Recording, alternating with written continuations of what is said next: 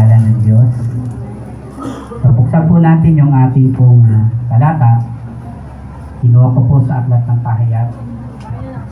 Pahayag, chapter 2, verse 1 hanggang sumusunod. Ayan. Isulat mo sa anghel ng iglesia sa Efeso na ito ang sinasabi na may hawak ng 7 bituin sa kanyang kanang kamay at lumalakad sa gitna ng 7 ilawang ito. Alam ko ang ginagawa mo at ang iyong pagpapagal at pagkatyaga at pagtitiis. Alam kong hindi mo kinukonsinti ang masasamang tao. Sinubok mo ang mga nagsasabing sila'y apostol at napatunayan mo sila'y buwad. Alam ko rin na magyagak at nagtitiis sa maraming hirap alang-alang sa akin at hindi ka sinusuko. Subalit may isang bagay na ayaw ko sa iyo. Iniwan mo na ang pag-ibig mo noong una. Alalahanin mo ang dati mong kalagayan. Pagsisihan mo talikuran ng iyong masamang gawa. Gawin mong muli ang mga ginawa mo noong una. Kapag hindi ka nagsisi, pupunta ako diyan at aalisin ko ang kinalalagyan ng iyong ilawan. So tayo po'y manalangin. Ama namin, sumasalangit ka. Salamat po sa pag-ibig na naranasan po namin. Pag-ibig na naramdaman po namin at pag-ibig na ipinakita mo sa krus para sa amin. Tuling at Lord, narito po kami para po kulitain yung pagmamahal na yun. Amen. At alam ko, Panginoon, na kami po ay hinahanapan mo, Lord God, ng pagmamahal. Sapagkat ikaw ang unang nagmahal, kaya kami ay natututong magmahal. Salamat po, Lord God, na patuloy mo po kaming samahan sa oras na ihanda mo ang puso ng bawat isa. Maging ang mga lingkod na to, Lord God, na tumatayo dito. Patuloy mong gamitin na may kababaan at gamitin mo na may kahinahunan ng puso nila. At maging patotoo po ang buhay nila, maging testimony kami sa bawat isa. Salamat po, Lord God, na ikaw pong patay tumayo sa harapang ito at pagpalain mo po kami alinsulod sa iyong kalooban. Sa pangalan ni Kristo na aming Diyos sa lahat.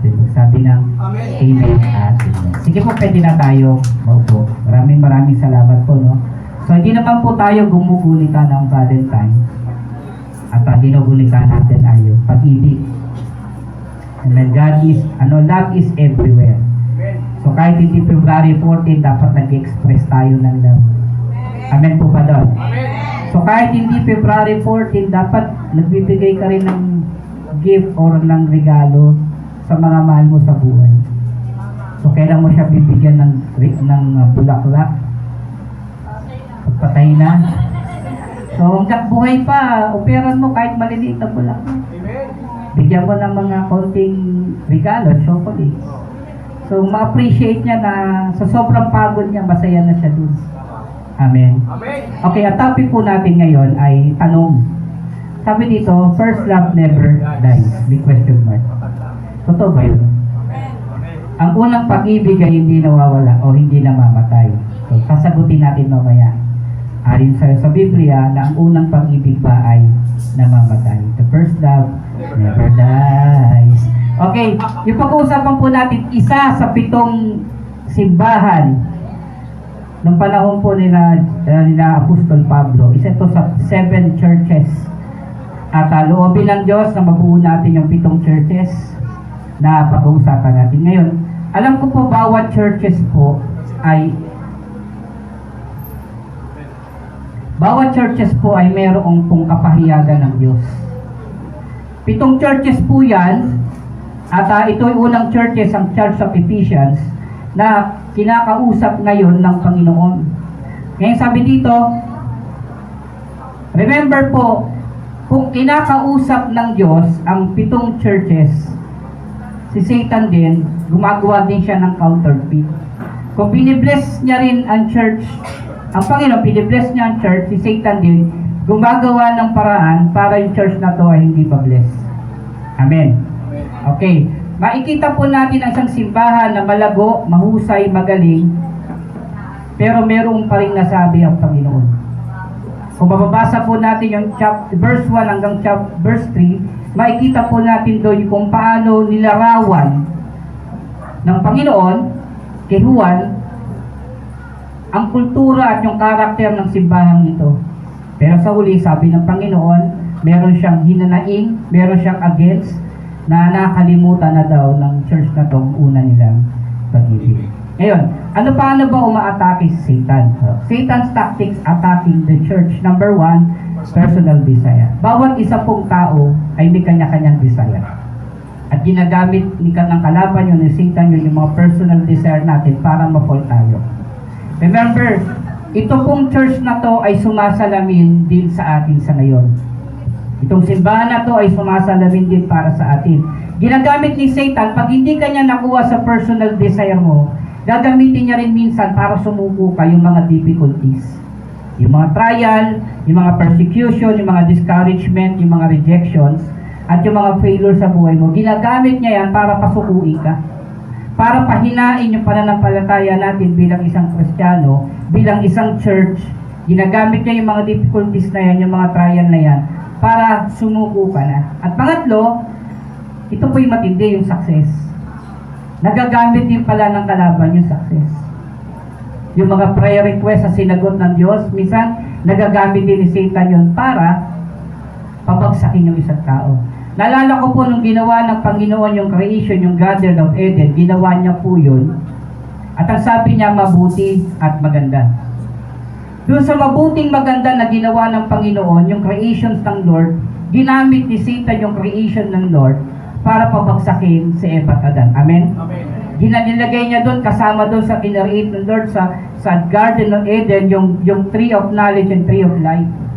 At yung tree of life, hindi naman si Satan ang nag-create doon, ang Diyos din, pero ginamit ni Satan yun para pabagsakin ng tao. Amen po ba doon? Amen.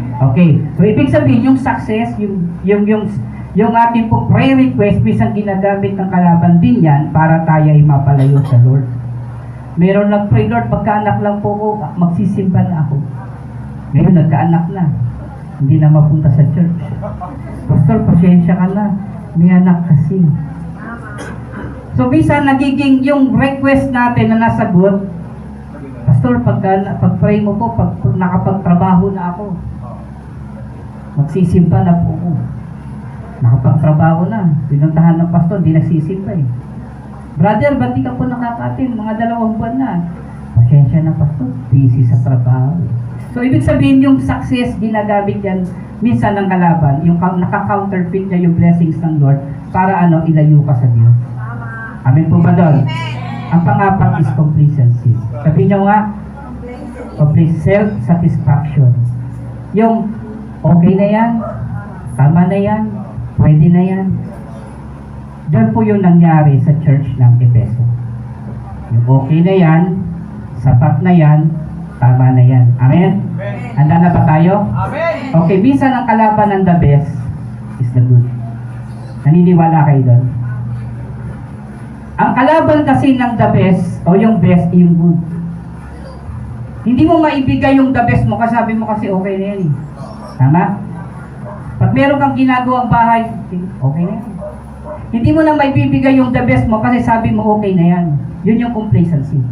At nakita ko po habang sa pag-aaral ko po ng chapter na ito, nakita ko po, ito po yung problema ng church ng Efeso, yung pagiging complacency, yung self-satisfaction. Sabi dito, satisfaction is a good result often prevent us for achieving a best or a perfect result. Satisfactions with a good result, yung meron na, okay na yun eh. Basta okay na, nag-practice na ako, bahala na po anong mangyari. Pero ang hinahanap ng Lord yung the best. Amen? Amen. So kapag nagsiserve ka sa Lord, hindi pwede yung okay na yan. Dapat the best ang ibibigay mo sa Panginoon. Amen? Amen. Amen po ba doon? Yun ang problema. Minsan ginagamit ni Satan, sige, mas mahalaga umating ka na church, pero huwag ka magdi-devotion. Huwag kang atin sa prayer meeting. Basta ating ka lang every Sunday, okay na yun. Pero ang inahanap ng Lord, sabi dito, satisfaction is a good result, often prevents. Palagi daw yan na pumipigil sa pag-abot natin sa pinaka-the best o yung perfect result natin. Ngayon, sabi dito, Satan tactics number 1, complacency versus growth. Basta mahalaga umatin ako ng church, ayaw ko ng disciple. Tama? Ang paglago, wala naman sapat atin eh. Ang paglago nasa discipleship. Kaya kung ang bawat isang tao ay matututong mag-grow, aatin po yan. Gusto niya mag-growth, aatin po yan. Ng discipleship. Sapagkat doon sa pagiging complacence natin, yung growth, hindi mo matatanggap yan. Basta ako, mahalaga ako na umatin. Basta ako, mahalaga ako na magsimba every Sunday. Pero tanong, umaatin ka ba ng discipleship? Nagdi-devotions ba tayo? Umaatin ba tayo ng prayer meeting? Nagbe-visitation po tayo? Hindi. Hindi natin nagagawa kasi nagkakaroon tayo ng pagiging complacence na tayo. Ano ba nagalong complacence? Pagiging kampante. Okay na yan. Ayos na yan. Kaya hindi po natin makukuha yung growth. Minsan ginagamit ni Satan, sige, attend ka lang, pero huwag ka magbabasa ng Bible. Umatin ka lang, pero huwag kang atin ng discipleship. Umatin ka lang, pero huwag kang atin ng prayer meeting. Bakit? Ayaw niya na ikaw ay perfectionism versus action. Kailangan okay muna ang lahat bago ako kumilos. Amen? Amen. Doon yung problema ng isang Kristyano. Upo yung hindi po kayo to. Kasi masisipag kayo. Amen? Amen.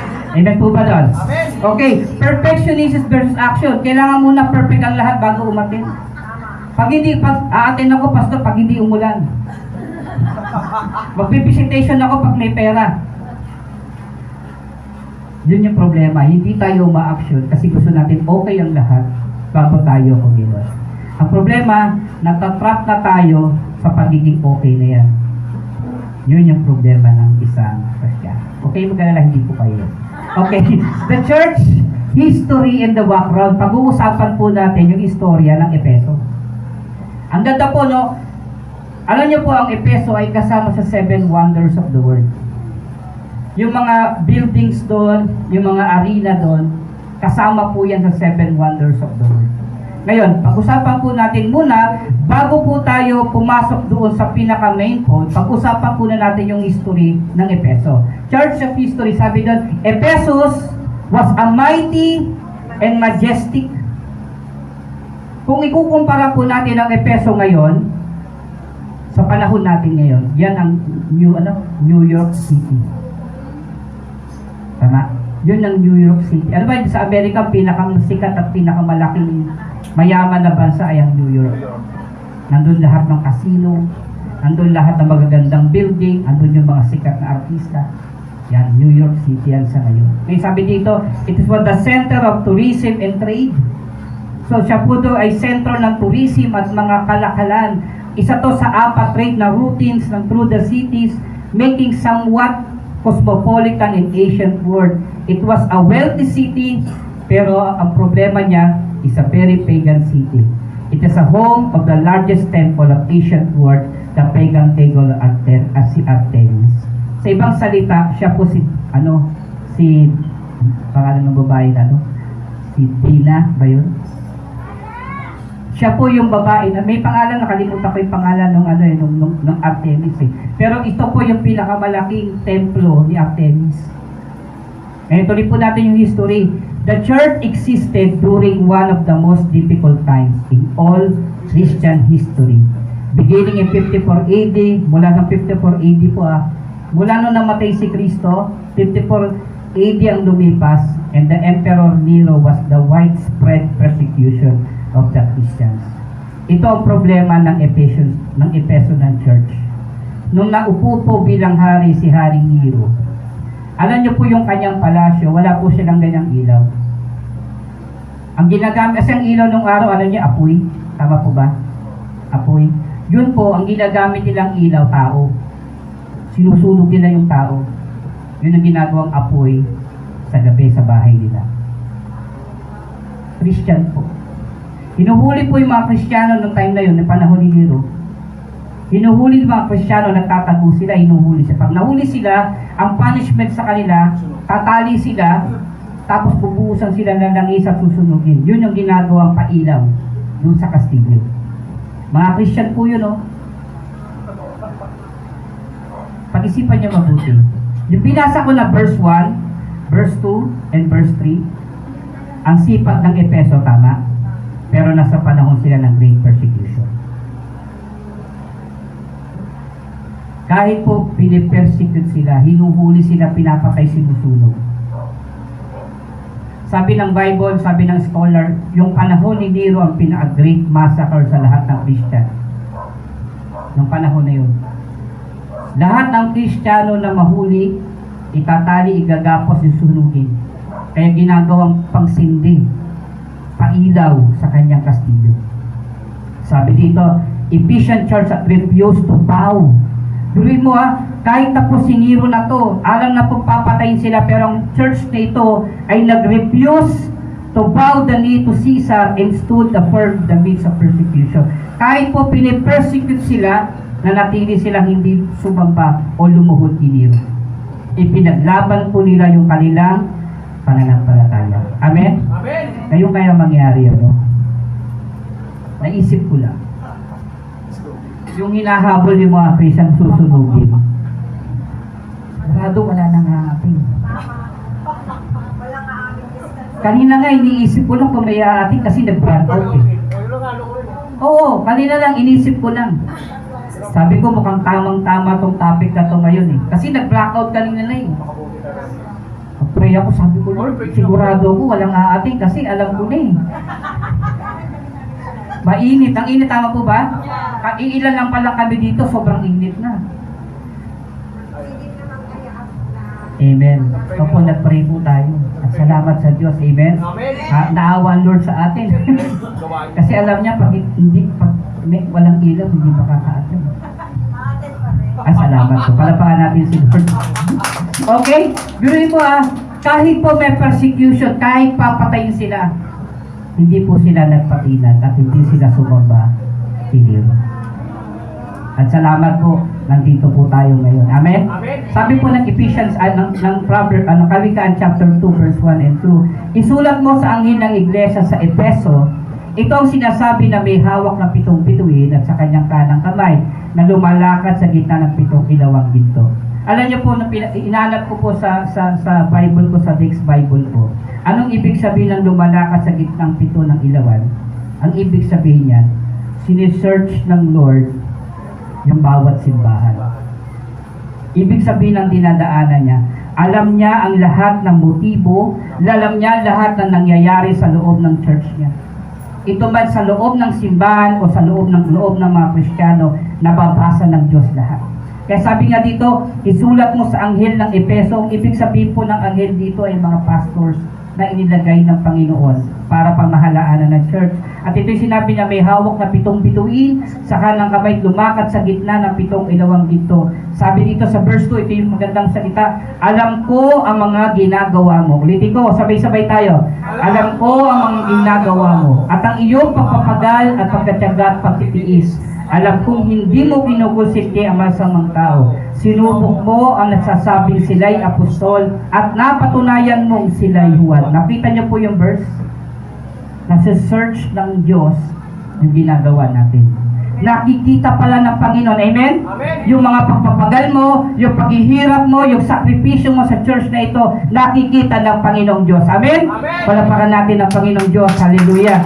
Sabi na dito, alam ko ang iyong ginagawa, mabuti man o masama. At ang iyong pagpapagal at pagtsatsaga at pagtitiis. Bili mo, sister, brother, yung sakripisyo mo kahit pagod ka na, gusto mo pa rin magsimba. Kahit inaantok ka na, gusto mo pa rin manalangin at pagpuri sa Panginoon. Nakikita pala ng Diyos yan. Amen. Kaya huwag mo sasabihin na hindi nakikita ng Diyos yan. Huwag mo sabihin na hindi nakikita ng Lord lahat ng sakripisyo na meron ka. Kahit may sakit ka ngayon, may problema ka ngayon, nakikita ng Panginoon sapagkat ang Diyos ay dumadalaw sa mga simbahan niya. Amen? Amen. Ako naniniwala, nandito siya ngayon. Amen. At nakikita niya rin kung sino nagte-text. Tama. Oo. Tama ba ako doon? Tama. Yung hindi naman nakatingin sa nakikinig. Alam niya yun, ang focus ay cellphone at ang focus yung gagawin sa school. Nakikita ng Diyos yun. Nagkakamali ba ako? Hindi ako pwede magkamali. Sinabi na nga ng Bible, alam ko ang mga ginagawa mo. Anong ginagawa mo ngayon? Alam ng Diyos yun eh. Ulitin ko isulat mo ang sa iglesia sa Efeso. Ito ang sinasabi na may hawak ng 7 bituin sa kanyang kanang kamay at lumalakad sa gitna ng 7 ilawang ginto. Tinutukoy po niyan ay 7 simbahan. So yung 7 simbahan, dinadalaw pala ng Panginoon.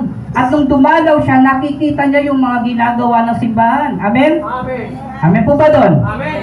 May kausap ako. Amen. Alam ko ginagawa nyo. Sabi ng Diyos, hindi ako ha.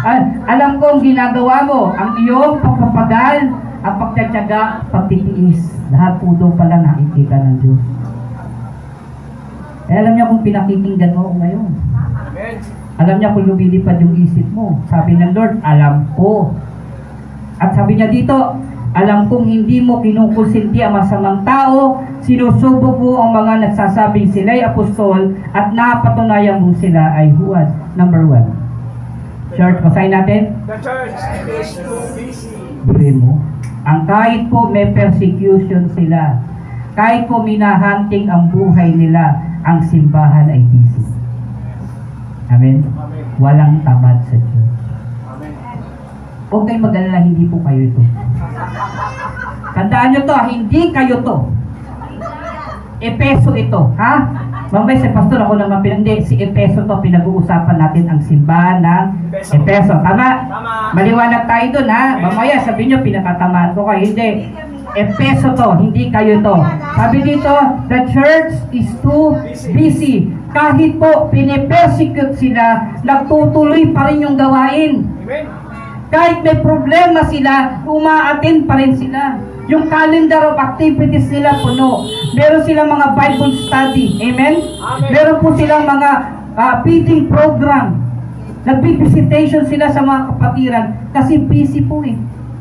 Amen. Sarap ng church na to. No? Oh. Ang swerte ng pastor na to. Yes. No? Kahit may persecution po yung simbahan, umaatin sila. Sabi sa verse 2, alam ko ang mga ginagawa mo, ang iyong pagpapagal at pagtatyaga, pagtitiis. Ang sipag ng church. Fully booked. Yung calendar mula Lunes hanggang Linggo, punong-puno ang activity ng simbahan. Yung mga membro, pastor, ano pang gagawin natin? Natapos na namin to. Baka may pagagawa ka pa. Ang swerte ng church na to. Amen? Amen. Tandaan nyo, ang simbahang ito nasa gitna ng pag-uusig. Papatayin sila. Pag nahuli sila ni Nero, papatayin sila. Susunugin sila, gagawin silang palamuti doon sa kastilyo. Pero hindi sila natakot, hindi sila tinamad. Bakit? Patuloy silang nagpapakasipag. Amen? Sabi mo nga, masipag ako. Masipag ako. Amen? Wala talagang sumagot. Masipag ako. Okay, ulit, sabi natin, masipag ako. Okay. The church is too busy.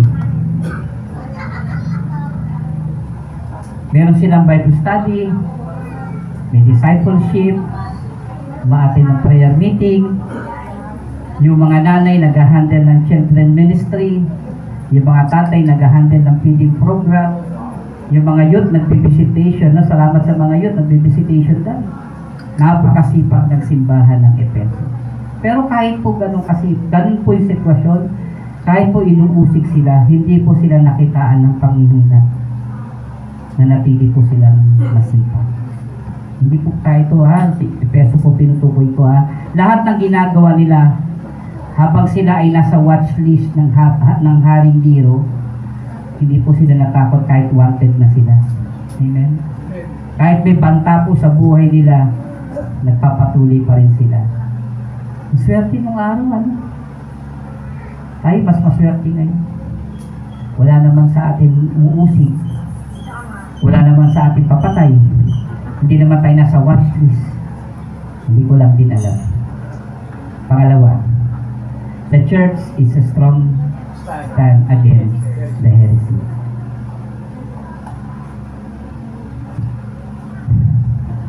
Sabi doon, the church understood who they were in Christ, how to walk with Christ, and how to engage in spiritual warfare. Yung simbahan ito, alam nila paano ipagtanggol ang simbahan. Pag may umaatake sa leader nila, pinoproteksyon na nila. Inalam ko po, napakaswerte ng pastor dito eh. No? Napakaswerte, ang galing ng pastor nila dito. Sabi ng Bible, basahin natin ha. Alam ko, ito basahin ito, alam ko hindi mo kinukusinti ang mga masamang tao. Sinusubok mo ang mga nagsasabing sila'y apostol at napatalayan mong sila'y mga huwad. So ipinapakita sa verse 3, basahin pa natin. At alam ko rin naman na matyaga at nagtitiis sa maraming hirap alang-alang sa akin at hindi ka sumusuko. Ngayon, tuloy pa natin. In verse 6, ngunit ito naman ang pinagpupuri ko sa iyo. Kinapupuotan mo rin mo ring tulad ko ang mga ginagawa ng mga Nicolaita. Tandaan niyo po kung babasahin po natin yung verse na to, kinuha po yan dito sa Gawa chapter 6 verse 5. Sino ba si Nicolaita? Ito yun. Nalugod ang buong kagpulungan sa panukalang ito. Kaya nagpinili nila si Esteban, isang lalaking lubos na pananampalataya sa Diyos at puspos ng Espiritu Santo. At sina Felipe, si Procoro, Nicanor, Timon, at si Parmenas, at si Nicolas. Uy, ito pala yun. Ako yan. Ako na yan. Okay, taga saan daw si Nicolas? Taga Antioquia, isang hintil na nahikayat sa pananampalataya ng mga Hudyo. Alam niyo po, yung Epeso na yan, may tatlong lingkod ng Diyos ang namahala. Number 1 yan, yung mag-asawa. Si Priscilla, si Aquila. Pangalawa, si Timothy. Tapos si Pablo. So kaya, ganun sila katindi malaman yung mga false prophet kasi yung mga naturo sa kanila magagaling na leader. Amen? Ay, wala pa usap. Amen. Okay. Magagaling na leader yung mga nagpastol sa kanila. At meron pang isang sinabi na si Apollos kasama rin dyan sa nagpastol sa Epeso. Eh, pansinin niyo po sabi dito, yung pinanggit babasahin ko ngunit ito naman ang pinupuri ko sa inyo na kinapupuotan mo rin tulad ko ang mga ginagawa ng mga Nicolaita. Tanungin ko po, sino ba si Nicolaita? Ito yung binabanggit dito. Si Nicolas, isang hintil, hindi po siya Hudyo. Siya po ay isang hintil na ano lang nangyari? Nahitayat lang. Na-convert lang. At ako parang nag-enjoy lang siyang makita, sumama lang siya sa pananampalataya ng mga Hudyo. Naki-join lang siya.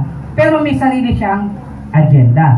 Tuloy natin. Sabi ng Gawa chapter 2, dun din sa same verse, 14-15, subalit may ilang bagay na ayaw ko sa iyo.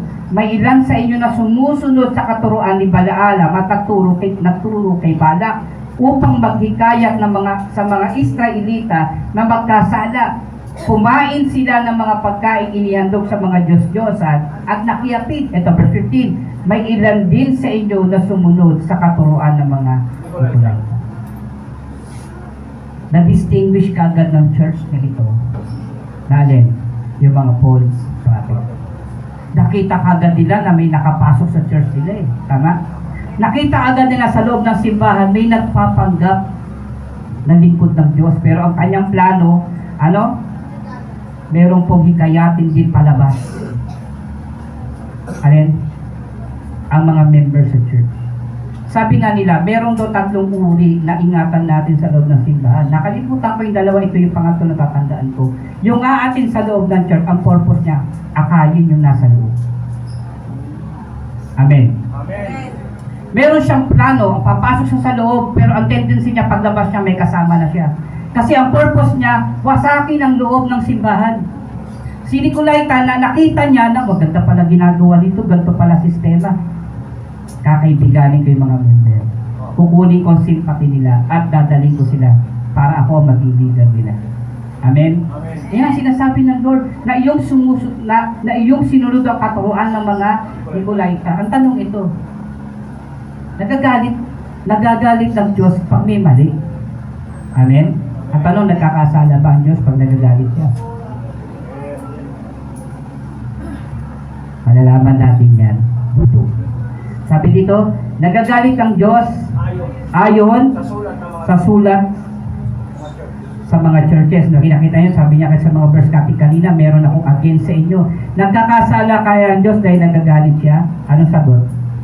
Hindi. Ang sagot dyan ito, yung character at yung nature ng Lord ay love.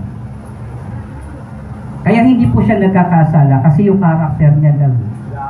Amen? Amen. Bakit siya nagagalit? Kasi love niya. Tama. Mahal niya ang simbahan kaya siya nagagalit Pag nakikita siya na may mali, Hindi niya kinukonsinti. Kaya nga, ibig sabihin nun, kung magalit man ang Diyos, hindi siya magkakasala doon. Bakit? Kasi yung character niya, tsaka yung nature niya, ano daw? Love. Pag-ibig. Kaya yung character, pag nagagalit ang Diyos, ang iisipin mo palagi, kapag mahal ang Panginoon. Amen. Kaya kanya kinukorek, tinutuwid, inaayos, pinapalo kasi mahal ka ng Diyos. Ang isang magulang, ang karakter niya parang karakter ng Diyos eh. Tama po ba doon? Pag pinalo ba ng tatay ang kanyang anak, makasalanan na siya. Salbahe na ba siya? Hindi. Yung karakter ng Diyos, karakter ng magulang, pag-ibig. Kung meron bang magulang dito, nakita niya anak niya, nagdagdags, masaya pa siya. Uy, ang galing ng anak ko. Oh. Ang husay. Walang magulang na gano'n. Kung mahal mo yung anak mo, nagagalit ka pag may maling ginawa. Ganon din ang Diyos. Nakita ng Panginoon na mayroong pangit na nakapasok sa loob ng kanyang iglesia. Hindi siya pumayag. At ang kagandahan doon, yung church din, alam nila paano paalisin. Alam nila paano ipagtanggol ang kanilang church. Amen? Amen. Yun yung kahalagahan nung hindi sapat yung okay lang. Huwag po kayong papayag sa salitang okay na yan. Basta nagsimba na ako. Alam niyo po, tapatin ko po kayo, makinig kayo mabuti. Sana mapainggan niyo ako mabuti. Gusto ni Satan, matin ka, pero huwag kang lalago. Ganun lang kasimple. Tandaan niyo, walang attender sa church na pupunta sa langit. Yung mga tao nakaalam sa katotohanan, yung mga tao ipagtanggol ng katotohanan, yun ang pupunta sa langit. Pero kung hindi mo alam yung truth, sabi ni Jesus, I am the way, the truth, and the life. Paano mo ba ikilala yung katotohanan ni Kristo kung aatin ka lang? Hindi ka mag-aaral, hindi ka atin sa discipleship. Kailangan po, lumalim ka po sa pag-aaral. Huwag po kayong papayag na aatin-atin lang sa church. Hindi kayo papasok sa discipleship, hindi kayo mag-devotion, hindi kayo mag-pray. Tandaan niyo po, dyan po tactic ni Satan para ano? Pahinain kayo. Amen? Amen. Kapag may pagsubok, hindi ka po malalim, hindi ka po nakag-ugat, madali ka po mapalayo sa simbahan. At ito, pag-uusapan natin, ang tindi ng sitwasyon na to. Biruin mo, ang ganda ng plataforma na meron sila. In times of persecution, masipag pa rin sila. In time na persecution, nakita nila yung mga nagpapanggap na huwad na pastor. Bakit? Matindi yung pag-aaral nila. Pero sa huli, in-expose sila ng Panginoon. Amen? Amen. Biruin mo, ang ganda ng church na masipag, mahusay, well-trained, grounded sa salita ng Diyos. Pero sa huli, may nakita pa rin ng Panginoon sa kanila. May nasabi pa rin ng Diyos at in-expose sila ng Panginoon. Amen? Amen. Kaya nga importante malaman tayo, in-expose ng Lord eh. Sabi na Pahayag 2:4, so balit may isang bagay na ayaw ko sa iyo. Sa English, there's one thing against you. Iniwan mo na ang pag-ibig mo noong una. Anong problema ng simbahan? The problem was not their failure to understand the doctrine. The problem was not that the lack of perseverance. Nagsimulang tama, natapos lang tapos. Yan yung church ng Efesos. Magandang beginning. Ang init nung una sa Panginoon, pero nung bandang huli, nanghina, nalupaypay, napagod. Nawala yung first love. Palapakan natin si God. Yes. The lack of perseverance. Nawalan po sila ng pagpapatuloy. Ang lupit, no? Walang ibang church na napakagandang introductions sa introductions ng Efeso. Nakita doon yung kasipagan, yung well-trained theology. Alam nila ang Diyos, kilala nila ang Panginoon. Pero pagpasilin nyo, no? Kahit pala ang isang simbahan o isang Christian malalim na sa paglilingkod sa Panginoon, isang araw manghihina din. Isang araw kakapusin din. Amen? Amen. Ang simbahan ng Efeso ay nagpapakita ng kagandahan sa labas. pero may problema sa loob. Pwede mong ilihin sa iba, pero sa Diyos, wala tayong maililihin sa Kanya. Ang panlabas na gawain na hindi sapat upang paluburan ng Diyos, bagkus hinahanap ng Diyos ang pusong na bago. Nakikinig pa tayo? Amen. Okay, ang tanong, para kanino natin ito ginagawa? Yung pag-attend mo sa church, para kanino? Yung pagbibigay mo sa gawain, para kanino? Yung pag-attend mo, yung pagkilos mo, yung trabaho na ginagawa natin, ang tanong, paano, kanino ba ito natin ginagawa? Ang sagot, tanging ikaw at ang Diyos lamang ang nakakaalam. Hindi ko naman masasagot yun kung para kanino mo ginagawa yun. Yung pagtuktok mo sa drums, yung pagigitara mo, pagkapiano mo, yung pagpipreach mo dito, yung pagpupo mo ngayon, at ano para kanino yan. Marami po minsan nangyayari po, hindi po kayo to, church po to ng Efeso. Well-trained na sila, nandun na yung pag-ibig nila sa Panginoon, pero dumarating yung times na napapagod din sila, nanghihina din sila, at nawawala na po ng pagpapatuloy. Dito, in-expose sila ng Lord na nag-umpisa sila tingnan ang kanilang puso. In-expose ng Lord, tinignan yung puso nila. Minsan, matagal mo lang sa ministry, hindi na love ang nagdadrive sa atin, kundi duties na love.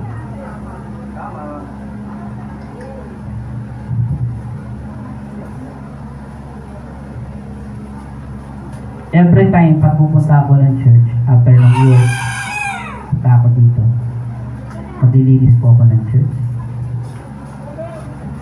Magbubad ako ng sapatos. Magbabasa ng tubig. Minsan naiiyak ako. Sabihin ko sarili ko, ako na naman Lord, nag-isa. Pero palagi kong nire-remind yung sarili ko, Lord, ginagawa ko to hindi para sa kanila. Ginagawa ko ito para sa iyo. Amen. At yun yung nagmo-motivate sa akin. Kahit malayo po yung bahay namin sa Caloocan.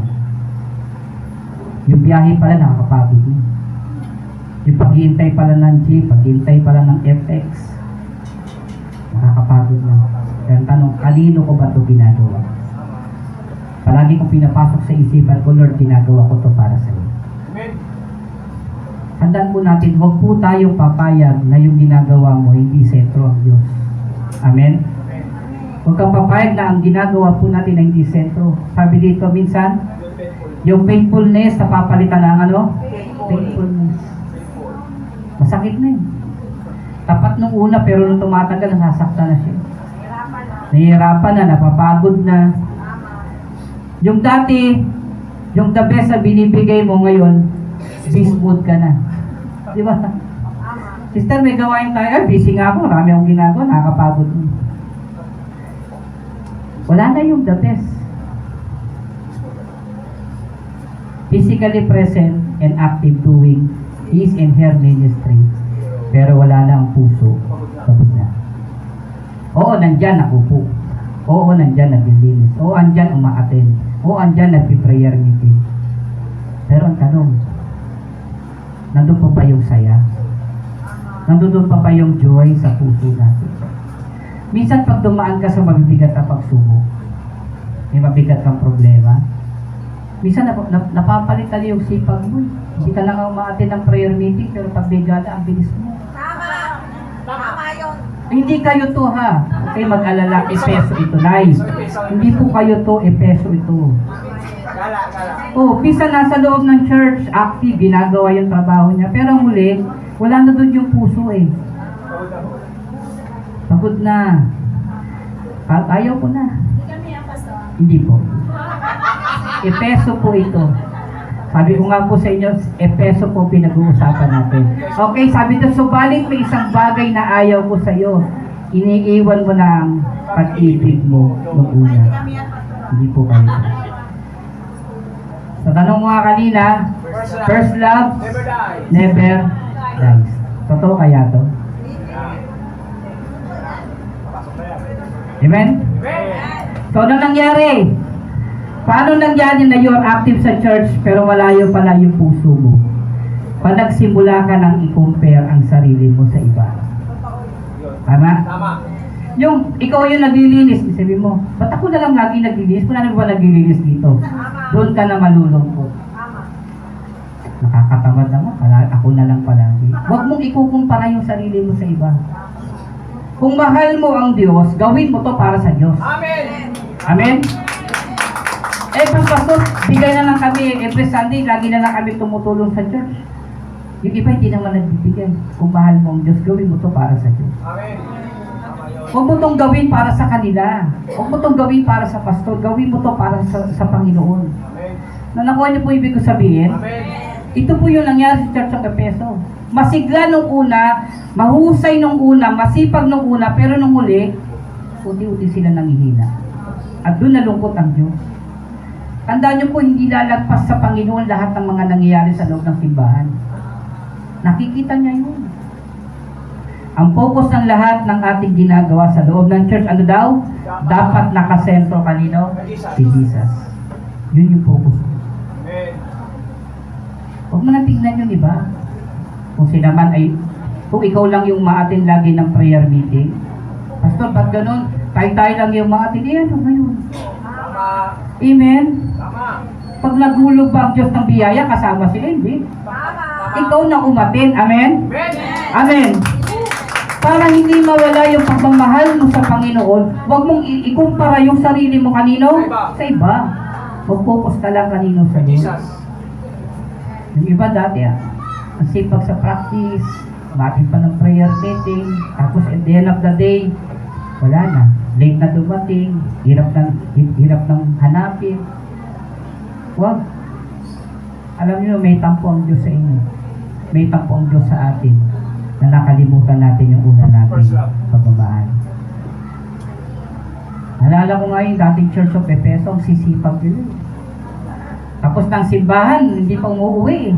O tapos na po tayo, pinakupo pa rin sila. Pero ngayon, hindi pa natatapos yung church, umuwi na. Ay, hindi po kayo yun. Yung Efeso ito. Efeso pinag-uusapan natin dito. Sabi dito, ginagawa mo rin lang naman itong gawin mo na ng alin? Tama at gawin mo to para kanino? Jesus. Gawin mo na. Sinasabi ko lang, kinukwento ko lang ang Efeso. Okay, pang-apat, Jesus warned the church, winarningan na ng Panginoon ng simbahan. 2, verse 5. Alalahanin mo ang dati mong kalagayan. Pagsisiyan mo talikuran ng iyong masamang gawa at gawin mong muli ang ginawa mo noong una. Kapag hindi ka nagsisi, pupunta ako dyan at aalisin ko ang kinalalagyan ng iyong ginawa. Aba, sakit aray ko. Okay, verse sabi ito ng A, we are all God's enemy. Ano sabi kanina? Alalahanin mo ang dati mo kalagayan. Dati naman kaaway tayo ng Diyos eh. Wala tayong relasyon sa Kanya. Sabi po ng James 4:4, sabi doon, you are adulterers, you do not realize that friendship with the words make you an enemy of God. Say it again, basahin daw ulit. If you want to be a friend of the world, you make yourself enemy of God. Kapag nakipagkaibigan ka sa mundo, kaaway mo ang Diyos. Tapos. Siyempre, balik ka rin natin, kapag nakipagkaibigan ka sa Diyos, kaaway mo ang mundo. Ang sabi ng Romans 5:10, for it, while we are God's enemy, we are reconciled to Him, to the death of His Son. How much more, having been reconciled, shall we be saved through His life. Sabi niya, dati kaaway kayo ng Diyos, pero pinagkasundo kayo sa pamagitan ng kamatayan ng anak ni Cristo, anak na si Jesus. Amen. Dati kaaway tayo ng Panginoon, pero dahil sa kamatayan ni Cristo sa krus, tayo ay pinagkasundo niya sa kanyang Ama. Anong sabi doon? Alam mo, ang ganda po niya sa English Revelations 2:5. Sabi dito, remember therefore from where you are fallen. Ano ibig sabihin ng fallen? That the church was in state of spiritual decline. Doon po ako pumasok. Doon ko po nakita ang problema ng Efeso, na ang mga membro po ng church ay nagkaroon ng spiritual decline. Kaya pala iniwan na yung dating pag-ibig kasi yung spiritual nila bumaba na. Na dating mainit, na dating naglilingkod, dating masipag, dating pinagtatanggol ng church. Ngayon, sila po ay pabagsak na. Perfect tense. Pag sinabing perfect tense, ano ibig sabihin nun? Sa mga nag-aaral ng English, ang ibig sabihin ng perfect tense, nangyayari ngayon. Ay, nagyan ko naintindihan. Amen. Ulitin ko po, kasi baka English pa to eh. Okay, the following ang ibig sabihin, the church was in the state of spiritual decline. Ang ibig sabihin ng perfect tense, nangyayari ngayon. Perfect, today. Tense, hindi siya past tense, hindi siya future tense, kundi nangyayari ngayon. Ano nangyayari ngayon? Ang nagkakaroon ng simbahan ng spiritual decline. Bagsak was more than occasional sleep. Hindi ito yung atin bukas o hindi atin, yung pag-iisipan na atin. Hindi, ito talaga bagsak na yung spiritual nila. Yung dating sipag, wala na. Yung dating pagmamahal, wala na. Huwag po kayo mag-alala. Depensa po ito. Sabi doon, repent for God's call. Repent, God's call for repentance. Nung sinabi ng Panginoon, pagsisihan mo. Pagsisihan mo talikuran ng iyong masasamang gawa. Ano ibig sabihin ng repentance? Change your mind, change your heart, and change your life.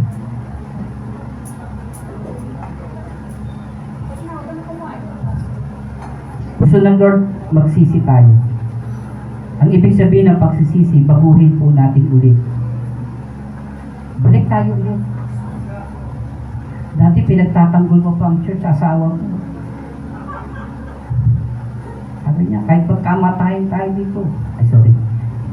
Magsisi na ako. Ngayon, hindi naman siya pinipigilan ng asawa niyo. Ba't di ka nagsimba? Ayoko. Kaya tamad ako. Wala na eh. Sorry ha. Hindi kayo ito ha. Napansin niyo po, nagbago na yung spiritual decline na eh. Dati nagbabasa ka pa ng Bible, tapos pag nakita, ay, hindi ako magsiselfon. Pero nung nagdi-decline na yung spiritual niya, wala na, nakatutok na sa Netflix, nakatutok na sa cellphone, pag pinagpipray mo, galit pa. Ba't pinakikilaman mo ako? No, pag bibisita, pag yan naman sila, bibisita na lang. Ano kaya kailangan nila? Tandaan niyo po kapatid, sabi ng Panginoon, baguhin mo daw, repent. Sabi natin, pagsisihan mo, talikuran yung masasama mong gawa. Ano yung masamang gawa? Yung dating ginagawa mo na tama, tapos hindi mo na ginagawa, masama yun. Ayusin natin, repent, ang ibig sabihin nun, change your mind, heart, and life. Baguhin natin yung buhay natin. Pangatlo, redirect. Bagong direction. Ulit. Redirect ulit tayo. Kung napapaliis ka na po ng daan, makinig. Kung napapalayo ka na ulit, redirect ulit. Balik tayo sa Panginoon. Sabi dito, gawin, sabay-sabay, highlights. Gawin mong muli ang mga ginawa mo noong una. Kung dati, nagpi-prayer meeting ka pa, simula ka na mag-prayer meeting. Pastor, gusto ko lumakas ulit yung pananampalataya ko, atin ka ulit ang prayer meeting. Kung gusto mo lumakas ulit yung pananampalataya mo, mag-devotions ka, magbasa ka ng Bible. Redirect ulit tayo. Amen? Ay, wala na ako. Amen. At iniwan na si Pastor ng mga member. Nag-redirect na sila. Palabas. Okay, tuloy. Gawin mo muli ang mga ginagawa mo noong una. Mag-start ka ulit sa pagmamahal ni Jesus sa iyo. Mag-umpisa tayo sa pag-ibig ni Jesus. Palagi ko pong sinasabi, mahal ko si Lord. Sinasabi niyo rin ba yun? Sinasabi niyo rin yun? Amen. Maganda po yun. Pero na-realize ko, hindi pala, wala palang bigat yung pagmamahal ko sa Diyos. Ang mabigat yung pagmamahal ng Diyos sa akin. Amen. Kaya pagka meron ka pong bagay na gusto mong ayusin sa buhay mo, lagi mong isipin, minahal ako ng Diyos. Tama. Ang Diyos ang nagmahal sa atin. Kasi pag sinabi mong minahal mo ang Diyos, nagmamalaki ka doon. Tama. Parang lumalabas na utang na loob ng Diyos na mahalin mo siya. Amen? Pero yung minahal ka ng Diyos, na kahit ano yung kalagayan mo sa buhay, kahit na may pagkukulang ka at may pagkakamali, Kahit meron tayong pagkakasala, hindi tayo matuwid sa harapan ng Panginoon. Pero yung pag-ibig ng Diyos, nararamdaman natin. Yun sapat yun. Amen. The best yun. Kaya nga sabi doon, mag-start tayo ulit sa pagmamahal ni Jesus sa atin. Hindi yung pagmamahal natin sa Diyos. Ang unang nagmahal, hindi tayo. Diyos ang unang nagmahal. Tama. Amen. Papa, minsan nakakapagod na din. Pupunta ng church, magsisimba, layo. Uwi na ako ng dagay, pagpalain ka. Sana. Salamat na lang, may naghahatid. Amen. Nung dati, wala naghahatid. Yung pagsakay mo pala ng tricycle, ay, ang layo. Tapos, minsan traffic pa. Uuwi ka ng bahay, alas 12 na. Igising ka pa ng alas 4. Amen? Amen. Papasok ka na naman sa trabaho. Pag naiisip ko yun, ang lagi kong iniisip, ginagawa ko to dahil mahal ako ng Diyos. Tama. Amen. Yung pagmamahal na ginawa ng Diyos sa akin, kaya ako nagpapatuloy sa gawain. Ang tatanungin ko po kayo, hindi niyo po ba naramdaman yung pagmamahal ng Diyos? Naman. Okay, ulitin ko po. Kakausapin ko ang Efeso Church. Nararamdaman niyo po ba na mahal kayo ng Panginoon? Amen. Ulitin ko po ulit. Para pagpalain tayo lang. Nararamdaman po ba natin na mahal tayo ng Diyos? Amen. Amen. Sana po makita nun yun. Di ba? Makita po yun. Yung ginagawa po natin to dahil ito yung pagmamahal ng Diyos sa atin. Tama. Masipag tayo, aggressive tayo, proactive tayo, mahal po natin ang gawain. Hindi natin maiwasan na busy palagi. Marami tayong ginagawa. Pero dapat may priority tayo. Pag-usapan ng Diyos, pinagtitimbang, wala na dapat titimbangan eh.